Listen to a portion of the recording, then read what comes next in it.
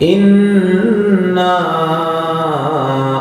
আ'তাইনাকাল কাউসার ফাসাল্লি লিরাব্বিকা ওয়ানহার।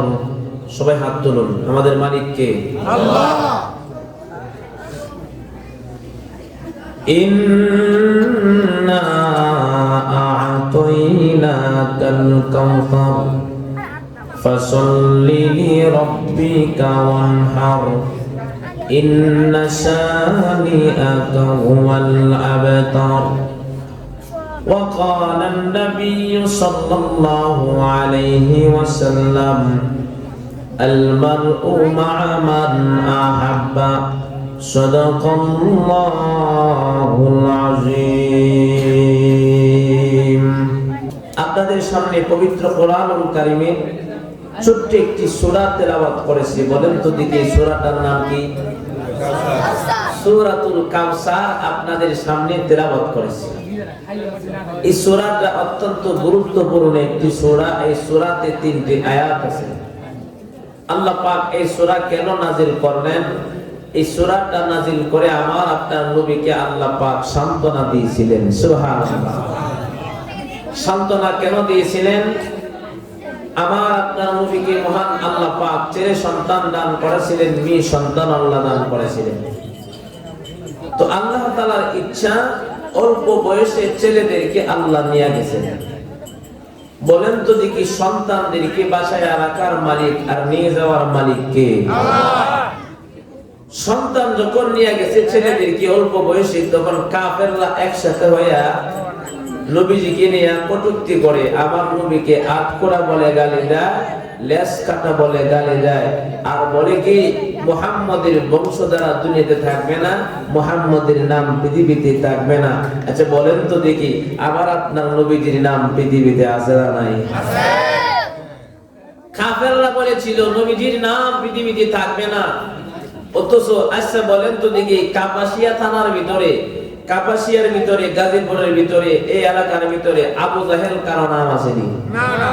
উত্তর দিবেন কারো নাম আছে? না। আবু জাহেল কারো নাম নাই, কাফেরদের নাম নাই। টুইন টাওয়ার বুশ তার মা চিন্তা করছেন আমার ছেলের নাম রাখা লাগবে বুশ, তো আবু জাহেল রাখবো না। মুসলমানদের শত্রু, ইসলামের শত্রু, বাংলাদেশের শত্রু, পার্শ্ববর্তী রাষ্ট্র সরকার, তার নাম হচ্ছে মোদী সরকার, তার মা নাম রাখছেন মোদী। তারপর আবু জাহেল রাখে নাই, কারণ আবু জাহেল কাফেরদের ভিতরে কারো নাম নাই, হিন্দুদের ভিতরে কারো নাম নাই। আমার নবীকে কাফেররা বলেছিল মুহাম্মদের নাম থাকবে না, অথচ কাফেরদের নাম পৃথিবীতে না। কাফেরদের নাম আবু জাহেলের নাম নিলে সুবহানাল্লাহ। আর আমার আপনার নবীর নাম কেউ যদি একবার নেয়, নবীর নামে একবার কেউ দরুদ পড়ে, মহান আল্লাহ পাক তার উপরে সাথে সাথে 10টি রহমত নাযিল করে। তো কাফেররা বলেছিল আমার আপনার নবীর নাম থাকবে না, অথচ কাফেরদের নাম পৃথিবীতে নাই। আমার নবীকে যখন কাফেররা লেজ কাটা বলে গালি দেয়, আপনজন হারানোর ব্যথা তো সবার দিনেই থাকি। কেউ কাঁদে মানুষের আড়ালে, আবার কেউ মানুষের সামনে কাঁদে। তো আমার নবীর সন্তানেরা যখন অল্প বয়সে চলে গেছেন, বলেন তো দেখি আমার নবীর দিনের মধ্যে কষ্ট আছে না? তারপরে নবী আমার আল্লাহ পাকের প্রতি সন্তুষ্ট। একদিন সাহাবী কেরামদের মজলিসে আমার আপনার নবী বসে আছেন, তন্দ্রা ভাব। এক মুহূর্তে হঠাৎ নবী আমার সাহাবীদের সামনে মুস্কি হাসি মারলেন। এমনি আমার নবী কি সাহাবীরা ডেকে বলেন, ওগো নবী আপনি কেন গো নবী মুস্কি হাসলেন? এমনি আমার নবী তখন ডাক দিয়ে বলেন, সাহাবীরা শোনো, মহান আল্লাহ পাক আমি নবীজির উপরে একটা সূরা আল্লাহ নাযিল করেছে।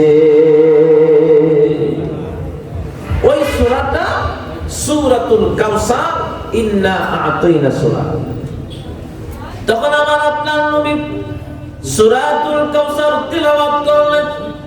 ইন্না আ'তাইনাকাল কাউসার ফাসাল্লি লিরাব্বিকা ওয়ানহার ইন্না শানিআকা হুয়াল আবতার। আল্লাহু আকবার বলুন।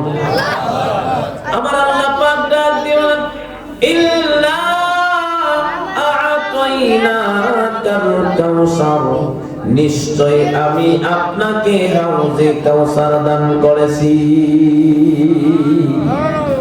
কাউসার কারা দান করছে? আমার আপনার নবীকে আল্লাহ পাক হাউজে কাউসার দান করছে। তাফসীর ইবনে কাসিরের ভিতরে আছে, হাউজে কাউসারের পানি দুধের চাইতে আরো সাদা, বরফের চাইতে আরো ঠান্ডা, মধুর চাইতে আরো মিষ্টি। আল্লাহ পাক হাউজে কাউসারের পানির ভিতরে এত বরকত আর রহমত আল্লাহ দান করেছেন। হাউজে কাউসারের পানি কেউ যদি এক পেয়ালা পানি পান করে, আল্লাহ পাক এমন বরকত দান করেছেন, হাসরের ময়দানে সারা জীবনের পিপাসা আল্লাহ মিটায়া দিবে। কাফেররা বলেছিল আমার নবীর নাম থাকবে না। নবীজিকে কাফেররা বলেন তার ছেলে সন্তান না, অথচ আমার আল্লাহ পাক নিয়েছেন, আল্লাহ দিয়েছেন crore crore million million dollar আর ডলার। আমরা বানাম নবীজির রূহানি সন্তান। সুবহানাল্লাহ। সন্তান দুনিয়াতে নাই। কাফেররা বলেছিল আমরা তো নবীজির রূহানি সন্তান, নবীজির ইজ্জত আর সম্মানের জন্য আমরা জীবন দিতে প্রস্তুত। তবু কাফেরদের পক্ষে আমরা থাকবো না। কেউ যদি আমার নবীকে কটূক্তি করে কথা বলে, ওই কাফেরকে জিন্দা দাফন করার জন্য প্রস্তুত আমরা। জোরে বলুন ঠিক কিনা? আল্লাহ পাক দ্বিতীয় নম্বর আয়াতে বলেন, ইন্না আ'তাইনাকাল কাউসার ফাসাল্লি লিরাব্বিকা ওয়ানহার। সালাত আদায় করুন রবের নামে, এমনকি কুরবানি করুন। ইন্না শানিআকা হুয়াল আবতার। আল্লাহ পাক দেখে বলেন, ও বন্ধু, যারা আপনাকে বলে নির্বংশ, তারাই হলো নির্বংশ। তার মানে যতদিন আমার আল্লাহ আছে ততদিন আমার নবীর নামেও থাকবে। কাফেররা বলেছিল নবীজির নাম থাকবে না, অথচ আমার আপনার নবীর নাম এখনো আছে, সারা জীবন থাকবে। সুবহানাল্লাহ। ঠিক যুগে যুগে যারা ইসলামের বিরুদ্ধে কাজ করবে ওদের নাম পৃথিবীতে থাকবে না। কথা বলুন না কেন? ওদের নাম থাকবে? আমরা দেখেছি যুগে যুগে কয়েক বছর, অনেক বছর পর্যন্ত আলেম টাকা, কাফেরদের উদ্দেশ্য ছিল নবী টাকা। তার মানে নবী টাকাইলে ইসলাম টাকায় দিবে, উদ্দেশ্য ইসলাম টাকা। কথা কি বুঝতে পারছেন? যুগে যুগে আমরাও দেখছি তাদের উদ্দেশ্য ছিল আলেম টাকা। আসলে আলেম টাকাও বলতে ইসলাম টাকাও। আল্লাহ পাক যারা ইসলামের দিকে হাত বাড়াবে, আলেমদের দিকে হাত বাড়াবে, কারণ আলেম ওলামারা হচ্ছে জনগণের রাহবার।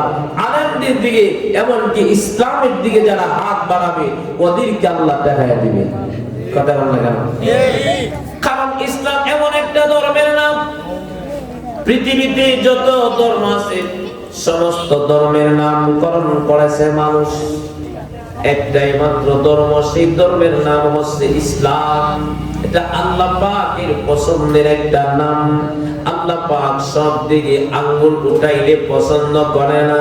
ইসলামের বিপক্ষে যদি কেউ লেবাস সুন্দর নিয়েও কাজ করে, আল্লাহ ধরে না, ধরে না। ধরলে কিন্তু মহান আল্লাহ ছাড়ে না। যুগে যুগে অনেকে আমরা দেখছি বলতো যে আলেম ওলামারা কি জানে, কথাটা বুঝলেন? আমরা কষ্ট হইতেছে বলছে, কারণ মাগরিবের পর থেকে আলোচনা শুনতেছেন, কষ্ট হওয়ারই কথা। ইনশাআল্লাহ বেশি দেরি হবে না, 12টার ভিতরে দোয়া হবে। সকলে একটু হাত তুলুন। নারায়ে তাকবীর। আল কোরআনের আলো।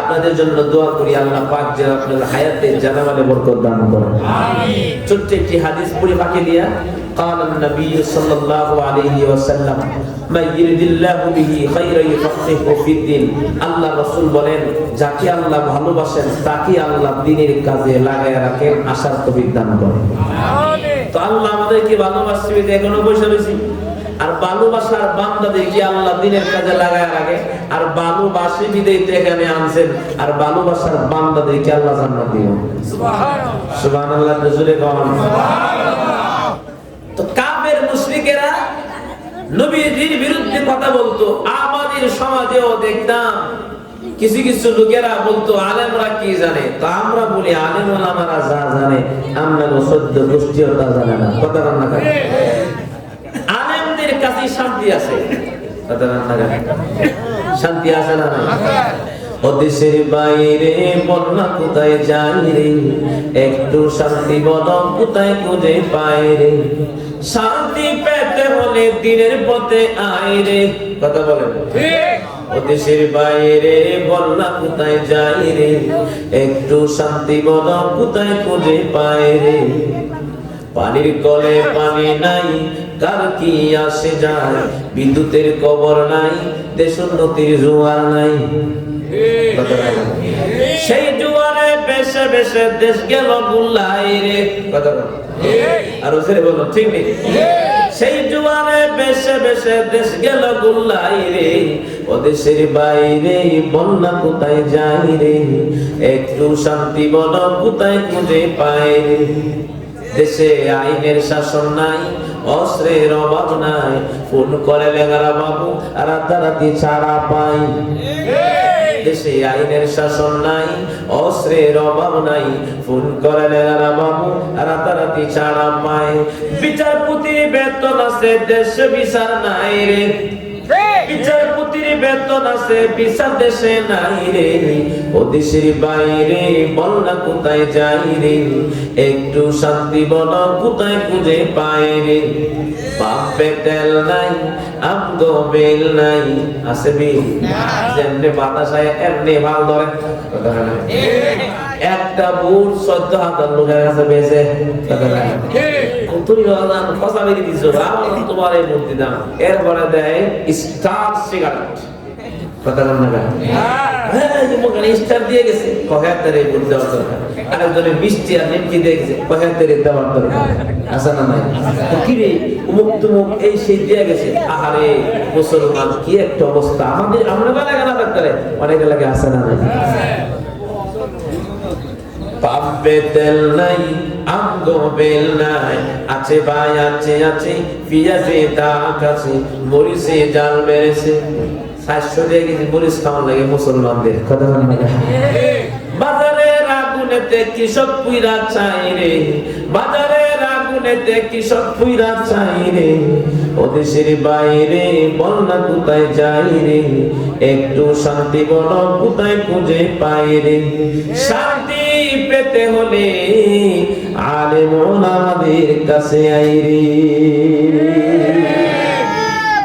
উত্তর দিবেন আঙ্গুল এখানে কয়টা এই আঙ্গুলটা না থাকলে হাত অচল হবে না এটাও না থাকলে হাত অচল হবে না এটাও না থাকলে হাত অচল হবে না গো দূর থেকে যারা ওয়াজ শুনতেছেন তাদের কাছে আমার আহ্বান এমনকি অনেকে দেখবেন ওয়াজ মাহফিল শুনলে কয় কি হুজুর গর্ভবতী খায়া কোনো কাম নাই আছে না নাই কথার মধ্যে আছে না আছে তাদেরকে বলতেছি ভাইরা আমার একটু খেয়াল করবেন 5 আঙ্গুলের মধ্যে 4 আঙ্গুল বড় বুড়া আঙ্গুলটা একদম ছোট কিন্তু 4 আঙ্গুল বাহাদুরি করে এই বুড়া আঙ্গুলে দিয়া দেখবেন বুড়া আঙ্গুলটা ভিতরে নিয়ে আপনি দেয়ালের টুসি মারবেন দেয়াল ভাঙার সম্ভাবনা আছে আর 4 আঙ্গুল এভাবে মোট করে বুড়া আঙ্গুল বাহির করে আপনি টুসি দিবেন আঙ্গুল ভাঙার সম্ভাবনা আছে তার মানে এই আঙ্গুলটা না থাকলে 4 আঙ্গুল অসহায় একবারে অসহায় ভাত খাইবেন ভাত খাইলে আপনি এভাবে ভাত নিতেইব মুখে দিবেন বেশিরভাগ বাইরে বলবো ঠিক এই আঙ্গুলটা না থাকলে যেমন হাত অচল এই জমিনে আলেম ওলামারা না থাকলেও পৃথিবীর মানুষ অচল হয়ে যাবে দিনহারা মুরগির সমাজে পরিণত হয়ে যাবে কথা বলুন না কেন তাহলে বলুন আলেম ওলামাদের দরকার আছে না নাই আল্লাহ ভিতরে আল্লাহ ওয়াজ করেন ওয়াতিন, তিন ফলের কসম, এটা জান্নাতি একটা ফল। দুই নম্বরে আল্লাহ কসম খাইলেন, আল্লাহ পাক বলেন ওয়াজাইতুন, জাইতুন ফলের কসম। এই জাইতুন ফল, এটা থেকে তেল ও তৈল উৎপাদিত হয়। তিন নম্বরে আল্লাহ কসম খাইলেন ওয়াতুরি সিনিন, সিনাই পর্বতের কসম, ওয়াহাদাল বালাদিল আমিন, পবিত্র নগরীর কসম। আল্লাহ পাক বলেন চার জিনিসের কসম। পবিত্র নগর কোনটা? আজকের মাহফিল থেকে যুবকরা শিখে যান। পবিত্র নগর হলো মক্কা নগর, যে নগরীতে আমার আপনার নবী রাহমাতুল লিল আলামিন জন্মগ্রহণ করেছেন। মক্কা পৃথিবীর সবচেয়ে পবিত্র স্থান হলো মক্কা নগর। আল্লাহ পাক চার নম্বরে মক্কা নগরীর, পবিত্র নগরীর কসম করে বলেন লাকাদ খালাকনাল ইনসানা ফি আহসানি তাকওয়িম। আল্লাহ বলেন সবচেয়ে সুন্দর কাঠামো গঠন দিয়া আমি আল্লাহ মানুষ বানাইছি। কি গণ, মানুষের থেকে সুন্দর পৃথিবীতে কিছু আছে? কথা আছে? যদিও কালা, মানুষ সবচেয়ে সুন্দর। হতে পারে মানুষটা কালা, আসমান থেকে সুন্দর, সুবহানাল্লাহ কইলেন না? হতে পারে লোকটার নাকের সেন্টার ঠিক নাই, তারপরেও চন্দ্র থেকে সুন্দর। প্রশ্ন করতে পারেন হুজুর, চন্দ্র তো মানুষ দেখতে পায়, সমস্ত পৃথিবী আলো দেয়, আলো দিলেও মানুষ চন্দ্র থেকে সুন্দর। এমনকি হরিণ দেখলে আমরা বলি হরিণ তুমি কত সুন্দর, অথচ হরিণ সুন্দর হলেও হরিণ থেকে মানুষ সুন্দর। মানুষকে আল্লাহ কত ইজ্জত দান করছে, একটু মাথার ব্রেন একটু খেয়াল করেন যুবক ভাইরা। মহিষ অনেক বড়, মহিষ অনেক বড়, মোটা তাজা, গরু অনেক মোটা তাজা। একটা মহিষের দাম 2 থেকে 3 লাখ। উত্তর দিবেন, আমরা ঘরে পাইছি কিছু কথা বলি, কথা বলেন ঠিক নেই? মহিষের দেখবেন অনেক তাজা মোটা দাম। ঘোড়া কত বড়, হাতি কত বড়, এত বড় হলে কি হবে? তাদের মাথাটা নিচু। আল্লাহ মানুষকে কত সম্মান দান করেছেন। মানুষের বডিটা একদম ছোট, উপরে 60 কেজি অথবা 70 কেজি ওজন। অনেকের বডিটা দেখবেন 50 কেজি ওজন। মহান আল্লাহ পাক মানুষের মাথাটা উঁচু করে আল্লাহ সম্মানিত করে দিছে। ছোট মানুষটা এত বড় হাতিটারে গোড়া কান ধরে, সুবহানাল্লাহ। আল্লাহ মানুষকে কেমন ইজ্জত দিতে খেয়াল করবেন। এই যুবক, ও বাবাজিরা, যারা দূর থেকে কথাগুলি শুনতেছেন, মা বোনেরা গো, আল্লাহ পাক এত সম্মানিত করছেন। আযান শুনলে অনেক যুবক মসজিদে যায় না। দেখেন আল্লাহ মানুষকে কত ইজ্জত দিয়েছেন। খানাই কাবা বাইতুল্লাহ হলো আল্লাহ পাকের ঘর। খানাই কাবাকে একদিন লক্ষ্য করে আমার নবী বলেন, এরে খানাই কাবা, তোমার দাম অনেক, তোমার সম্মান অনেক। আমার আল্লাহর রাসূল বলেন, এরে খানাই কাবা শোনো, তোমার ইজ্জত সম্মানের চাইতে একজন মুসলমানের সম্মান আল্লাহর কাছে বেশি। তাহলে মানুষকে সম্মান দিছে কে? আর তারা বলে মানুষ বানর থেকে সৃষ্টি, আর আলেমরা বলে কোরআন থেকে মানুষ আদম আলাইহিস সালাতু ওয়াস সালাম থেকে পৃথিবীতে সৃষ্টি হয়েছে। সুবহানাল্লাহ। মানুষকে কে বানাইছে? আল্লাহ বানাইছে। অনেকে বলে আলেমরা কি জানে, যেমন শাহরিয়ার কবির একজন মুরগি চোরা ছিল, কথাটা বুঝেন? মুরগি চোরা বলতো যে আলেম ওলামারা শরিয়াতে আল্লাহ শিখাইতো, শরিয়াতে ওযু শিখাইতো। কথা কি বুঝতে পারছেন? মুরগি চোরা, এদের তো কেউ দাম দেয় না। সাংবাদিকরা মাঝে মাঝে, নাস্তিক কিছু সাংবাদিক ছিল, এর আগে আমার সামনে গিয়ে মুখের মধ্যে মাইক ধরলে যা মুখে না আসে তাই দিত। তার মানে আজকে যারা আলেমদের বিরুদ্ধে কথা বলে, আলেম ওলামাদেরকে শুধু চোখে দেখে, এমনকি আলেমদের কাছ থেকে জনগণকে দূরে সরাইতে চায়। যুগে যুগে যারা বলছে আলেমদের জীবন ধ্বংস, আমি বলতে চাই তাদেরই জীবন ধ্বংস। কথা বল ঠিক না বেঠি? এই জন্য বলতেছিলাম ভাইরা আমার, গভীর মনোযোগ। আমার আপনার নবী রাহমাতুল লিল আলামিনকে কাফেররা বলেছিলেন মুহাম্মাদের নাম থাকবে না। আল্লাহ পাক লিখে বলেন ইন্না আ'তাইনাকাল কাউসার, নিশ্চয় আমি আপনাকে হাউজে কাউসার দান করেছি। ফাসাল্লি লিরাব্বিকা ওয়ানহার, সালাত আদায় করুন, রবের নামে কুরবানি করুন। ইন্না শানিআকা হুয়াল আবতার। আল্লাহ পাক সান্তনা দিয়া বলেন, ওগো বন্ধু, যারা আপনাকে বলে নির্বংশ, লেজ কাটা, আপনাকে আবতার বলে গালি দেয়, আমার আল্লাহ বলেন তারাই হলো নির্বংশ। তার মানে যতদিন আমার আপনার আল্লাহ আছে দুনিয়াতে, এমনকি আখিরাতেও আমার আপনার নবীর নাম থাকবে। যুবক ভাইরা আমার, 10 থেকে 15 মিনিট কোন নাড়াচাড়া নাই। উত্তর দিবেন, বলেন তো দেখি আমার আপনার নবীর নাম আযানের ভিতরে আছে না নাই? কাফেররা বলেছিল মুহাম্মদের নাম থাকবে না, অথচ কাফিরদের নাম নাই। আর আমার আপনার নবীর নাম আল্লাহ দিনে 12 ঘন্টা, রাইতে 12 ঘন্টা, 24 ঘন্টা আল্লাহ হাওয়ার মধ্যে বাজায়। প্রশ্ন করবেন হুজুর কেমন করে বাজায়? দেখবেন আযানের ভিতরে আমার আপনার নবীর নাম আছে। সৌদি আরব গিয়া দেখেন 3 ঘন্টা ব্যবধানে আযান হয়। আপনাদের কাপাসিয়াতে কতগুলো মসজিদ আছে কেউ কি জানেন নাকি? গণা আছে? খাওয়া গণা নাই। আপনাদের মহল্লার ভিতরে একটা ইউনিয়নের ভিতরে অনেকগুলো মসজিদ আছে। ধরেন কথার কথা 10টা মসজিদের মধ্যে 10 সময় আযান হয়। যেমন এক মসজিদের মধ্যে মাত্র আযান শুরু হয়ে গেলেন আল্লাহু আকবার আল্লাহু আকবার, আরেক স্থানে দেখবেন আওয়াজ শোনা যায় আযানের মধ্যে আশহাদু আন্না মুহাম্মাদুর রাসূলুল্লাহ।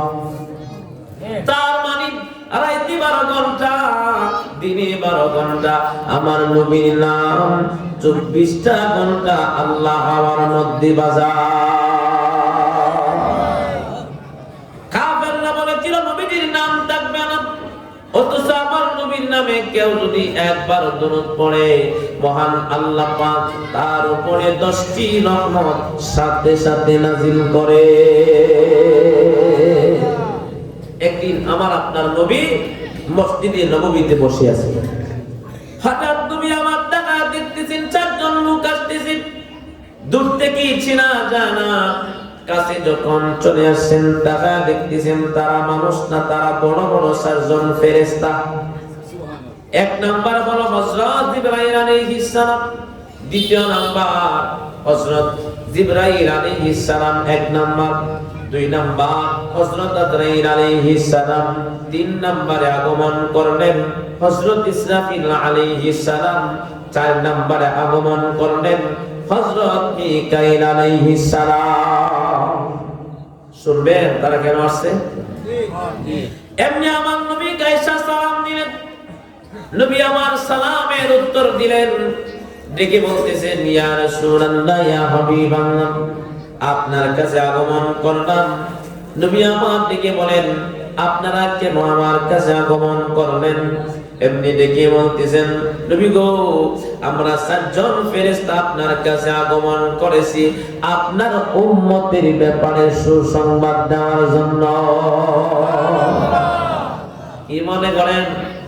উম্মতের ব্যাপারে সুসংবাদ ফেরেশতারা দেওয়ার জন্য আসছে। 1 নম্বরে হযরত ইসরাফিল আলাইহিস সালাম তিনি ডেকে বলেন, ওগো আল্লাহর নবী, আমি প্রথমে সুসংবাদ দিতে চাই। কি সুসংবাদ আপনি আমাকে শোনাইবেন আমার উম্মতের ব্যাপারে? আপনারা বলুন। এমনি হযরত ইসরাফিল আলাইহিস সালাম তিনি তখন ডেকে বলেন, নবী গো, আমি আপনাকে সুসংবাদ আপনার উম্মতের ব্যাপারে এটাই দিতে চাই। যে উম্মত আপনার বেশি বেশি আপনার নামে দুরূদ পড়বে। ওই দুরূদওয়ালা ব্যক্তি যখন আপনি নবীর শানে যখন দুরূদ পড়ে, আমি মহান আল্লাহর কাছে একটা দল ফেরেশতা পাঠায়া দেয়। ফেরেশতারা দুরূদওয়ালা ব্যক্তির জন্য সুপারিশ করতে থাকে, যেন ফেরেশতারা বলে আল্লাহ দুরূদওয়ালা ব্যক্তিকে আপনি মাফ করে দেন। দুরূদওয়ালা ব্যক্তিকে আল্লাহ পাক যতক্ষণ পর্যন্ত ক্ষমা না করে ততক্ষণ পর্যন্ত ফেরেশতারা দুরূদওয়ালা ব্যক্তির ব্যাপারে সুপারিশ করতে থাকে। তাহলে দুরূদ পড়লে লাভ আছে না নাই? দুরূদ পড়ব না ছাড়বো? কথা বল, পড়ব না ছাড়বো? মা বোনেরা আমলটা খেয়াল করবেন, আপনারাও খেয়াল করবেন। দুরূদ পড়লে লাভ আছে না? দুই নম্বরে আবার জিবরাইল ডেকে বলেন, আমি সুসংবাদ দিতে চাই। কি সুসংবাদ আপনি দিবেন? ডাক দিয়ে বলতেছেন, ইসরাফিল যেমন সুসংবাদ দিলেন, আমি নবী আপনাকে একটা সুসংবাদ দিতে চাই। ডেকে বলেন, মহান আল্লাহ পাক হাসরের ময়দানে আল্লাহ পাক দুইটা দলে বিভক্ত করবেন মানুষদেরকে। ওয়ামতাজুল ইয়াওমা আইয়ুহাল মুজরিমুন, আল্লাহ পাক কঠিন মুসিবতের ময়দানে বলবেন, এই জালেমেরা, ঈমানদার মুমিন বান্দা, আমার বান্দা বান্দিদের থেকে তোরা আলাদা হয়ে যা।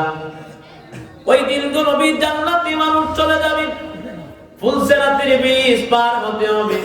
আমি জিবরাইল ফুলসেরাতের পাড়ে দাঁড়ায় থাকবো। আপনার যে উম্মত আপনাকে মহব্বত করে বেশি বেশি দুরূদ পড়েছে গো নবী, ফুলসেরাতের ব্রিজ এত দূর হবে 30,000 বছরের রাস্তা। সুবহানাল্লাহ, সুবহানাল্লাহ। কত হাজার বছর? 30,000। চুলের চাইতে আরো চিকন, হীরার চাইতে আরো দাম। এমনি ডাক দিয়ে বলতেছেন, নবী গো, ফুলসেরাতের ব্রিজের পাড়ে আমি দাঁড়ায় থাকবো। আপনার যে উম্মত আপনার নামে দুরূদ পড়েছে, আমি ওই দুরূদওয়ালা ব্যক্তিকে নিজ জিম্মায় ফুলসেরাত পার করাইয়া আল্লাহ পাকের জান্নাতের ভিতরে দিয়ে আসব। তাহলে দুরূদ পড়লে লাভ আছে না নাই? 3 নম্বরে হযরত মিকাইল আলাইহিস সালাম ডেকে বলেন, আমি সুসংবাদ দিতে চাই। কি সুসংবাদ আপনি দিবেন? ডেকে বলতেছেন, মহান আল্লাহ পাক হাউজে কাউসারের পানির দায়িত্ব আল্লাহ পাক আমি মিকাইল দিবে। কঠিন মুসিবতের ময়দানে হাহাকার অবস্থা হয়ে যাবে, পানি পানি করে মানুষ চিল্লায়া কান্না করবে, জিহ্বাটা বাহির করে দিবেন। ওই কঠিন মুসিবতের ময়দানে আপনার উম্মত যারা আপনার নামে বেশি বেশি দুরূদ পড়েছে গো নবী, আমি ওই দিন দুরূদওয়ালা ব্যক্তিকে তালাশ করব। হাউজে কাউসারের পানির পেয়ালা হাতে লইয়া দুরূদওয়ালা ব্যক্তিকে হাউজে কাউসারের পানি পান করাইয়া তার কলিজা ঠান্ডা করে দিব। তাহলে দুরূদ পড়লে লাভ আছে না নাই? 4 নম্বরে হযরত আজরাইল আলাইহিস সালাম তিনি ডাক দিয়ে বলেন, ওগো নবী, আমি সুসংবাদ দিতে চাই। কি সুসংবাদ আপনি দিবেন? আজরাইল ডেকে বলেন, সবচাইতে কষ্ট মানুষের মরণের সময়। সবচাইতে কষ্ট মরণের সময় না? একটা গরু দেখবেন জবাই করলে 4-5 জনে ধরে রাখা যায় না। একটা মহিষ জমা করলে দেখবেন কেমন চটপট করে। মহিষের কোনো গুনাহ নাই, গরুর কোনো গুনাহ নাই, না আছে? একটা মুরগি জবাই করে ছেড়ে দিবেন, দেখবেন কত কষ্ট হয়। অথচ মানুষের কত অপরাধ, কত গুনাহ না জানি মানুষের কেমন কষ্ট হয়। নবী আমার ডেকে বলেন, নাফরমানের মৃত্যুর সময় এমনকি একজন জালেমের মরণের সময় এমন কষ্ট হবে, একটা জেতা বকরি চামড়া টাইনা সিরিয়া পারাইলে যেমন কষ্ট হবে, এর চাইতে বেশি কষ্ট হবে একজন নাফরমানের মরণের সময়। তার গায়ের মধ্যে মাছি বসলেও ব্যথা পায়, গরম পানি দেয়, হাত দেয়। মুরব্বীরা তোমার যুবকেরা যখন শরীরকে যখন দৌত করে তখন চিল্লায় বলেন, আমাকে তোমরা আস্তে করে ধরো, আমার দেহের মধ্যে তোমরা আস্তে করে ধরো। রাসূল বলেন, হাড্ডি গুড্ডি সব চূর্ণ বিচূর্ণ করে দেয়। আজরাইল আলাইহিস সালাম ডেকে বলেন, নবী গো, আমিও সুসংবাদ দিতে আসলাম। ডেকে বলেন, কি সুসংবাদ দিবেন?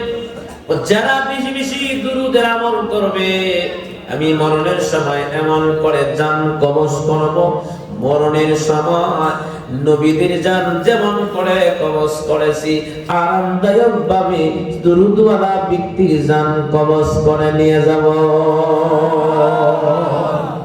তাহলে আমার আপনার নবীজির নামে দুরূদ পড়লে লাভ আছে না নাই? আমরা দুরূদ বেশি বেশি পড়ব, রাজি তো ইনশাআল্লাহ? আমরা বাজারে যাওয়ার সময় পড়ব, এমনকি মা বোনদের কাছে আহ্বান, আমরা যখন ফাঁকশাক করব, এমনকি অবসর সময় পাইলে আমরা এই আমলটা করব, রাজি তো ইনশাআল্লাহ? আমরা তো বর্তমানে যত ফাইজালি আছে না নাই, সব কয়। অথচ আল্লাহ পাক সূরাতুল আসরের ভিতরে আল্লাহ কি বলছে শুনবেন 2-4 মিনিট। আল্লাহ বলেন, ওয়াল আসর, মহাকালের কসম, সময়ের কসম। আচ্ছা বলুন তো দেখি, মানুষের কাছে সবচেয়ে দামি কি? সময়। সুবহানাল্লাহ বলুন। সময় এমন দাম, কারো জীবন থেকে যদি একটা সেকেন্ড হারায়া যায়, পৃথিবী ভিতরে যত সম্পদ আছে, সম্পদের বিনিময়ে একটা সেকেন্ড ফিরে আনা সম্ভব না। কথা বলো না কেন? আল্লাহ পাক এই আসরের ভিতরে সূরাতুল আসরে কি বলছে একটু মনোযোগ দিয়ে আমরা শুনবো ইনশাআল্লাহ। আর দুরূদের আমলটা কি আমরা রাখবো। আজকে আপনাদের এই মাদ্রাসাটা আসিবিদে তো মাহফিলটা হইছে, শুনতে পারছেন। কথা বলেন না কেন? ঠিক। আর যদি বলো ঠিক নেই, এই মাহফিলটা এই মাদ্রাসা আসিবিদা আপনারা মাহফিলটা শুনতে পারছেন, এই মাদ্রাসার পক্ষে থাকবেন। কথা বলেন না কেন? থাকবেন কি না? থাকবেন। অনেকে অনেক কথা কয়, যারা সামনে কয় তাদেরকে ভালোবাসতে হবে। কথা বলো ঠিক না? একজনে বলল, ওই যে আসরের ভিতরে ওয়াজটা কুরিয়ার করে বুঝবেন, সিরিয়াল টু সিরিয়াল। আল্লাহ বলেন, ওয়াল আসর, সময়ের কসম। আল্লাহ বলেন 2 নম্বরে, ইন্নাল ইনসানা লাফি খুসর, অবশ্যই মানুষ ক্ষতির মধ্যে রয়েছে। তবে কথাটা কি আর করেন, আল্লাহ কি বলছেন? যে অবশ্যই মানুষ ক্ষতির মধ্যে রয়েছে, তবে 4 প্রকার মানুষ ব্যতীত। শুনি বলেন, কয় প্রকার? 4 প্রকার। আরো জোরে, কয় প্রকার? 4 প্রকার। আমাদের শিক্ষা হলো, জানার দরকার হলো 4 প্রকার কারা, জানার দরকার আছে না নাই? আর আমাদের শিখার দরকার 4 প্রকারের ভিতরে আমরা আছি না নাই। 1 নাম্বার, আল্লাহ বলেন যারা ঈমান আনে, ঈমান আনলে মানুষের দাম অনেক বেড়ে যায়। সুবহানাল্লাহ। যেমন হাসান বসরি রহমতুল্লাহর কাছে এক হিন্দু লোক আগ্নি পূজক। হাসান বসরি তারা কালিমা পড়ার দাওয়াত দিছে, তুমি যে কালিমা পড়া আল্লাহ তোমার জান্নাত দিব। এখন হিন্দু বেটা তো কাগজ একটা নিয়ে আগ্নি পূজক কলমে একটা নিয়ে আমি লেখা দেন আমার আল্লাহ জান্নাত দিব। কথাটা বুঝছেন? লেখা দিছে, নাও সত্যি সত্যি আল্লাহ তোমারে জান্নাত দিব। কিছুক্ষণ পরে কালিমা পড়লো, সুবহানাল্লাহ। কাগজটা যে হাতে রাখছিল, কাগজটা হাসান বসরির এমনি দিয়ে দিছে। কাগজ আমার দিয়ে লাগেন, কাগজ আমরা এই জন্য দিছি, আমি মরে গেলে আমার এমনি নিজে গোসল করায় আমার কাপড়ের ভিতরে কাগজটা দিয়ে দিবেন। কেন দিয়ে দিবেন? এই জন্য হাসরের ময়দানে কে নিয়ে যাবো, যদি আল্লাহ কোনো কিছু জিজ্ঞেস কাগজটা আল্লাহ দেখা দেয়। সুবহানাল্লাহ। এই যে ঈমান আনছে, কিছুদিন যাচ্ছে, সময় যাচ্ছে, রাত্র যাচ্ছেন, হাসান বসরির আগেই সামাউন বিদায় হয়েছে, আগ্নি পূজক। এখন তো মুসলমান হয়ে গেছে। বিদায় হওয়ার পরে হাসান বসরি কাগজ দিয়ে দিছে ভিতরে। স্বপ্নের ভিতরে দেখতেছেন, সংক্ষেপ বলতেছি, আল্লাহর জান্নাতের ভিতরে ঘোরাঘুরি করতেছে। এখন জিগায়, তোমার সাথে আল্লাহ কি আচরণ করছে? আমি কালিমা পড়ার বরকতে মহান আল্লাহ পাক আমাকে জান্নাতের মালিক বানিয়ে দিয়েছে। তাহলে আল্লাহ বলছেন যারা ঈমান আনবে তারা কিন্তু ক্ষতির মধ্যে না। 2 নাম্বার কারা? আল্লাহ বলেন, ওয়া আমিলুস সলিহাত, এ যুবক ভাইরা আমার, যারা সৎ আমল করবে। সৎ আমল করলে মানুষের দাম কেমন বাড়ে একটু খেয়াল করুন। খলিফাতুল মুসলিমিন হযরত ওমর কিছুক্ষণ আগে হুজুর বয়ান করে গেছেন, আবু বকরের কথা বললেন, হযরত ওমরের কথা বলছেন। সৎ আমল করলে কেমন দাম বাড়ে। একদিন আম্মা জান আয়েশা নবীজি রাত মোবারকে শুয়ে আছেন, এমনি নবীজি জিজ্ঞাসা, তুমি কি করো? আসমানের তারকা গুনতেছি। দেখি বলেন, নবী গো, আসমানের তারকা পরিমাণ আপনার উম্মতের ভিতরে কারা আমল নামায় কি নেক আছে নাকি? সুবহানাল্লাহ, সুবহানাল্লাহ, আর জোরে সুবহানাল্লাহ, সুবহানাল্লাহ। নবী আমার ডাক দিয়ে বলে, আয়েশা আছে। আম্মা জান আয়েশা বলেন, মুখটাকে জানতে চায়। আমার নবী তখন ডেকে বলে, আয়েশা শোনো, সেই মানুষটা হলো খলিফাতুল মুসলিমিন হযরত ওমর। ওমরের আমল নামায় আসমানের তারকা পরিমাণ নেক আছে। এই যে নেক কাজ করছে, সৎ আমল করছে, দাম আল্লাহর কাছে বাইরে গেছে। তাইলে আল্লাহ বলেন, ওয়ালাস ইন্নাল ইনসানা লাফি খুসর। আল্লাহ বলেন, অবশ্যই মানুষ ক্ষতির মধ্যে আছে। তবে চার প্রকার ব্যতীত, এক নাম্বার যারা ঈমান আনে, দুই নাম্বার সৎ আমল করে, ওয়া তাওয়াসাউ বিল হক, যারা সৎ পথের আদেশ করে, সৎ কাজের আদেশ করে। চার নাম্বার একটু সবাই খেয়াল করবেন, কয় নাম্বার? 4 নাম্বারটা। 4 নাম্বার রোগী, অনেক মানুষ রোগী আছে। 4 নাম্বার হলো ওয়া তাওয়াসাউ বিল হক ওয়া তাওয়াসাউ বিস সাবর। 4 নাম্বার হলো পাড়া প্রতিবেশীকে ধৈর্য ধারণ করার, সবুর ধরার আহ্বান করবে। একজন মানুষ ক্ষতির মধ্যে পড়ছে, বলতে গো ভাই আপনি সমস্যায় পড়ছেন, কি হয়েছে? আল্লাহ আপনার এর চেয়ে বিনিময় দিব। এটা না কইরা যখন বয়াবাদি করে মানুষ কুদি খেলে হইতো না, এনে যেতে পারে না। কথা কানা আছে না? নাই জুড়ে বলো। অমুকের গায়ে অ্যাক্সিডেন্ট হয়ে গেছে গা, কেমনে হইতো না? সহ্য করছি না আছি। কথা আছে না? নাই জুড়ে বলো। অমুক কি অসুস্থ, কে অসুস্থ কেমনে হইতো না?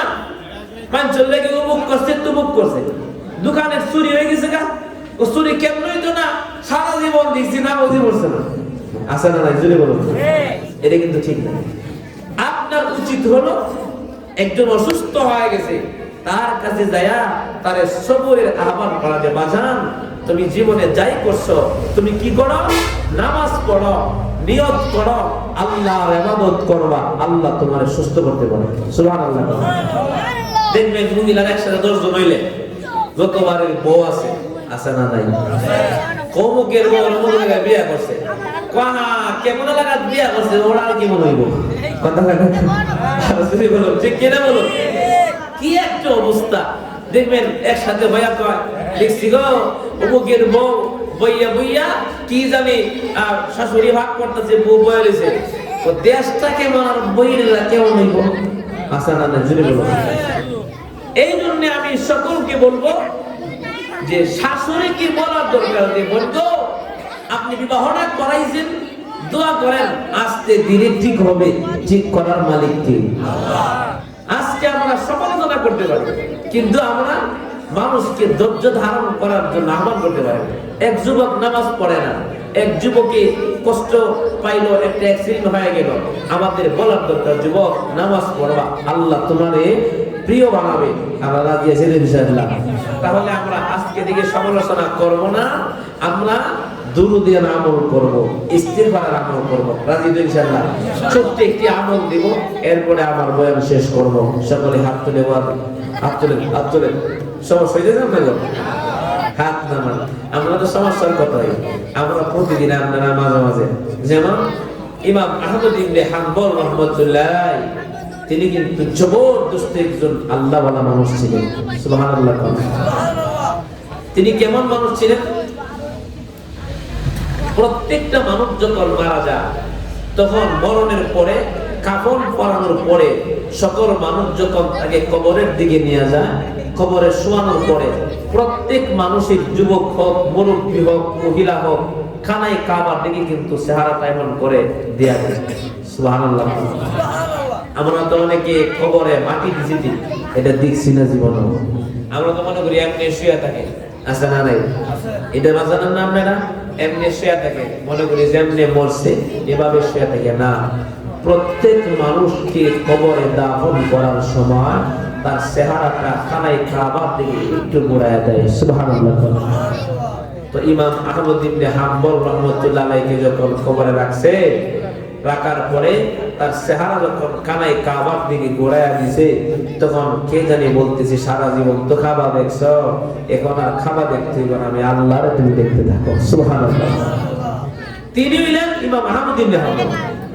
তো একটি আমল, ছোট্ট আমলটা দিয়ে মা বোনেরাও আমলটা করবেন, বাবাজিরাও করবেন। ইমাম আহমদ ইবনে হাম্বল হাতের মধ্যে একটা গাঁটটি নিয়ে রওনা করছে এক জায়গায় সফরে যাবে। তো এক মসজিদে গিয়া সন্ধ্যার সময় ঢুকছে। তো মুয়াজ্জিন সাহেব আসছে, রাত্রি বেলা এশার নামাজের পরে মসজিদ বন্ধ করতেন।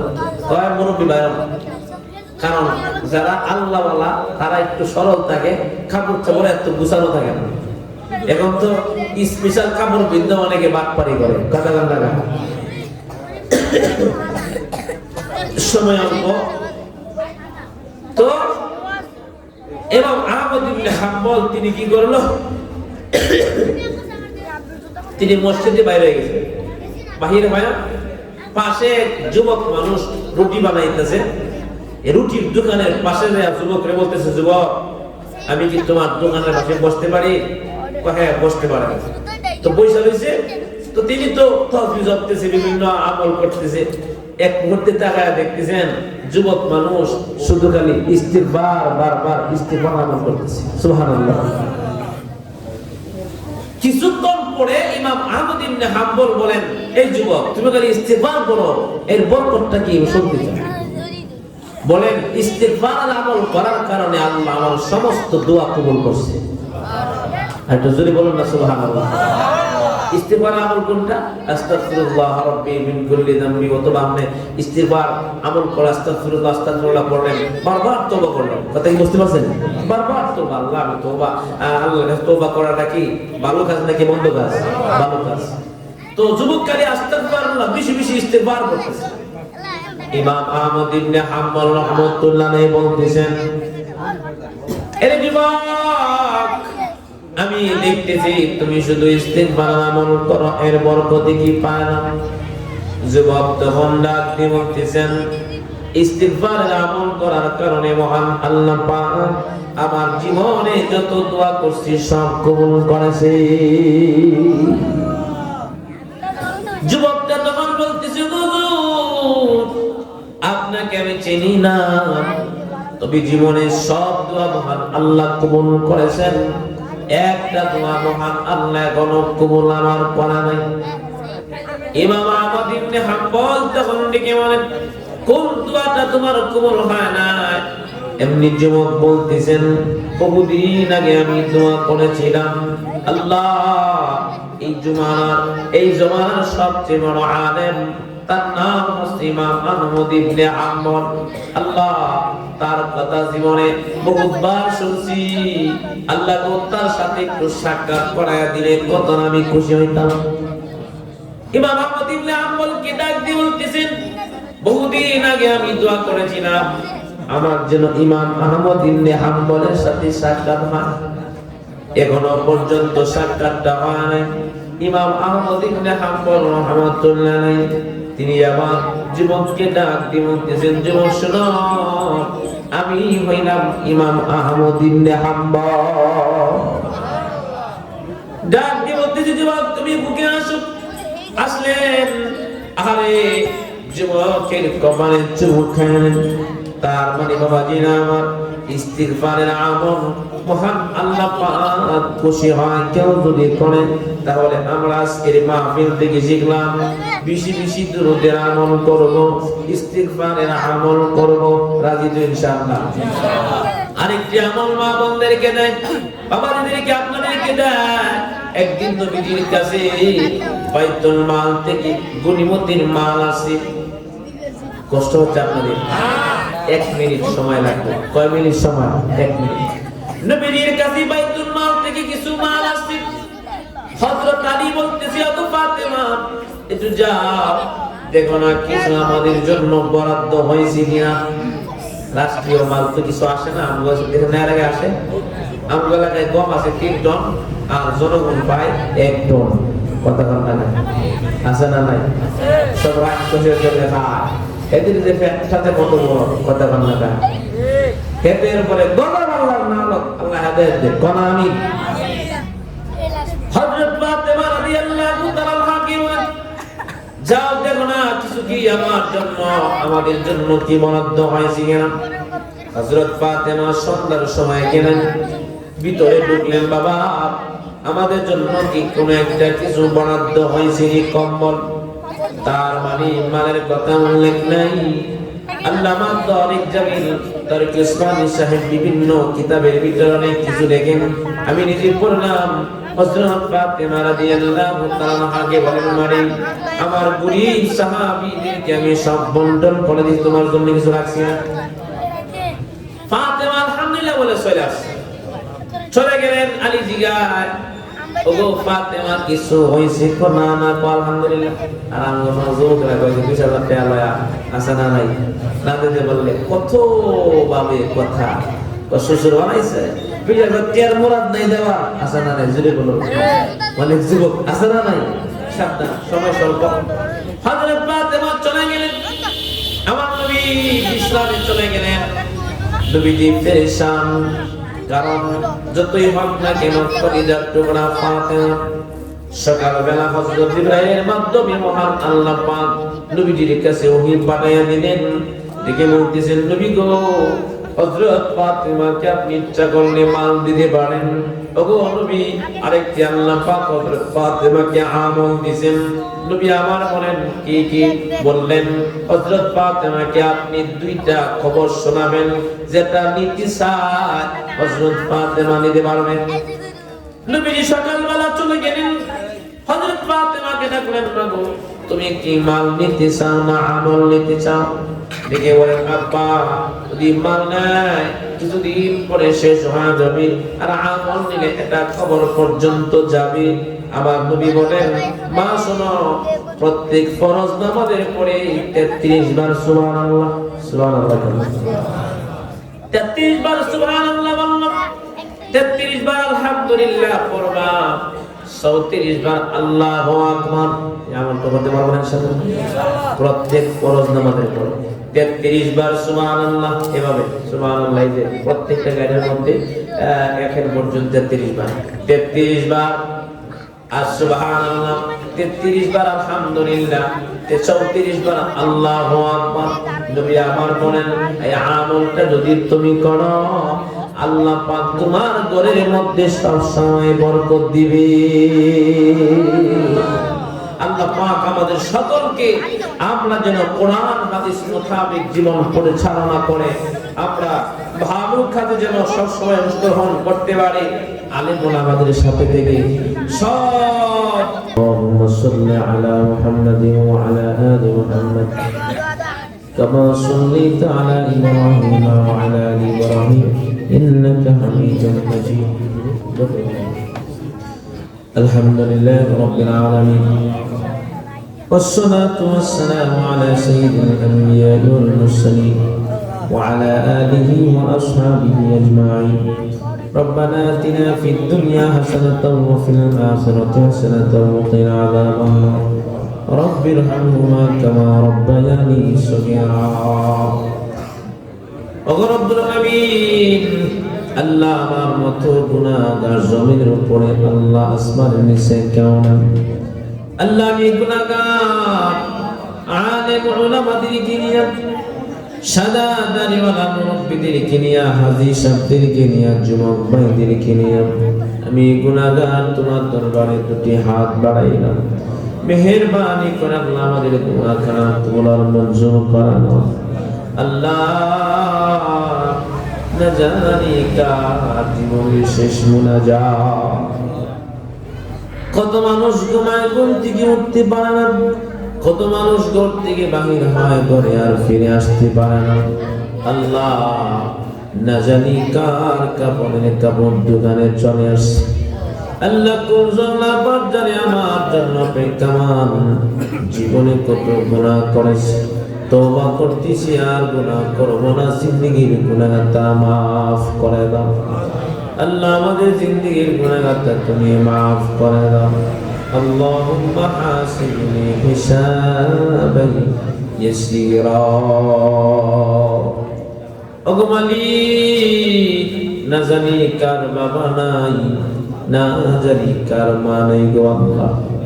আল্লাহ বাবা, পরিবার, পরিজন, আত্মীয় স্বজন যাদের দুনিয়া থেকে বিদায় হয়ে গেছে আল্লাহ বাবাকে মাফ করে দাও। রব্বির হামহুমা কামা রব্বায়ানি সগীরা। আল্লাহ আমাদের পিতামাতার কবরকে জান্নাতের বাগান বানায় দাও, জান্নাতের মেহমান বানায় দাও। যাদের আম্মা আব্বা দুনিয়াতে হায়াতে বেঁচে আছে আল্লাহ নেক হায়াত দান করো, বাবা মার খেদমত করার তৌফিক দান করে দাও আল্লাহ। বাবা মার হায়াতের মধ্যে আল্লাহ তুমি বরকত দান করে দাও। যুবক ভাইরা হাত বাড়াইছি আল্লাহ, যুব সমাজকে দিনের জন্য কবুল করে নাও।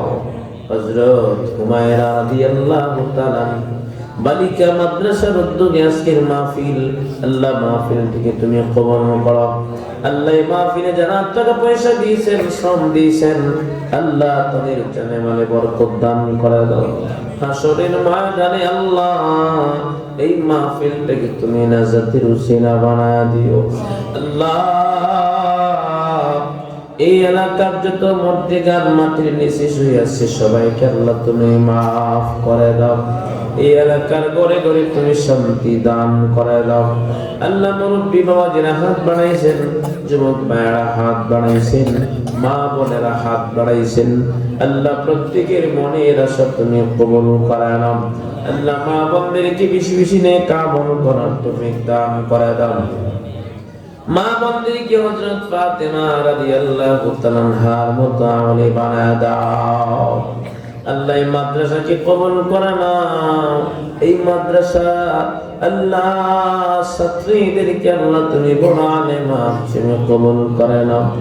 এই মাদ্রাসার যত অভাব অনটন আছে আল্লাহ তোমার গায়বী খাজানা থেকে আল্লাহ তুমি পুরা করে দাও আল্লাহ। হযরত মাওলানা হাবিবুর রহমান সাহেব আল্লাহ, হযরতকে আল্লাহ নেক হায়াত দান করো আল্লাহ। হযরত সহ তার শিক্ষকগণ আল্লাহ, শিক্ষিকা সবাইকে আল্লাহ তুমি কবুল করে নাও। ছাত্রীদেরকে আল্লাহ যারা শিক্ষার গেছে সকলকে আল্লাহ তুমি কবুল আর মঞ্জুর করে নাও।